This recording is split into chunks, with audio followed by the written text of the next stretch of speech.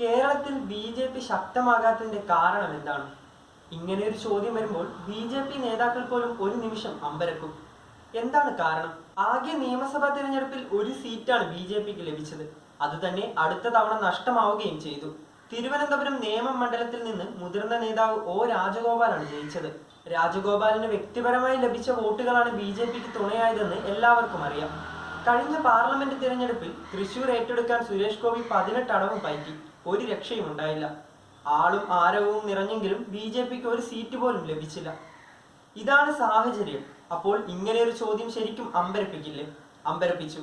Thrissur BJP സംസ്ഥാന നേതൃസംഗമം ഉദ്ഘാടനം ചെയ്തുകൊണ്ട് രാധാ മോഹൻദാസ് എം പിയാണ് ഈ ചോദ്യം ഉന്നയിച്ചത്. സംഗതി എന്തായാലും ബി.ജെ.പി നേതാക്കളെ അമ്പരപ്പിച്ചു. മാധ്യമങ്ങളുടെ സാന്നിധ്യത്തിലായിരുന്നു ബി.ജെ.പി നേതാവിന്റെ ചോദ്യം. സദസ്സിൽ പത്രക്കാരുണ്ടെന്ന് മറന്നുപോയതാവും ഇങ്ങനെ ഒരു ചോദ്യം ചോദിക്കാൻ ബി.ജെ.പി നേതാവിനെ പ്രേരിപ്പിച്ചത്.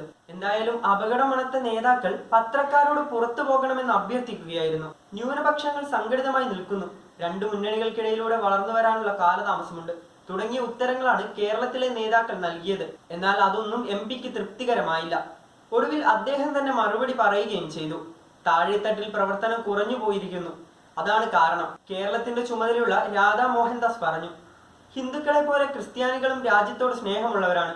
ക്രൈസ്തവരെ കുടുംബാംഗങ്ങളെ പോലെ ബി.ജെ.പി പ്രവർത്തകർ പരിഗണിക്കണം. ശബരിമലയിൽ കേരള സർക്കാർ കാണിക്കുന്നത് നിസ്സംഗതയാണ്. അവരുടെ ഹിന്ദുക്കളോടുള്ള സമീപനത്തിന്റെ ആകെ തുകയാണിത്. കേരള സർക്കാർ ആദ്യ പരിഗണന നൽകുന്നത് മുസ്ലിങ്ങൾക്കാണ് എന്നൊക്കെയാണ് എം പി പറഞ്ഞത്. ഇതൊക്കെ കേൾക്കുമ്പോൾ ഒരു സാധാരണ മലയാളിയുടെ മനസ്സിൽ എന്തു തോന്നും? ഇതൊക്കെ സ്ഥിരം പറയുന്നതല്ലേ എന്നാവും ചിന്തിക്കുക.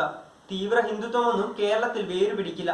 ഭൂരിപക്ഷം മലയാളികളും ഒരു മതനിരപേക്ഷ കേരളമാണ് ആഗ്രഹിക്കുന്നത് എന്നൊക്കെ വേണമെങ്കിൽ പറയാം. പിന്നെ ബി.ജെ.പിയിലെ ഗ്ലാമർ സ്ഥാനാർത്ഥിയായ സുരേഷ് ഗോപി പോലും സ്വയം ട്രോളാൻ നിന്നു കൊടുത്തില്ലേ?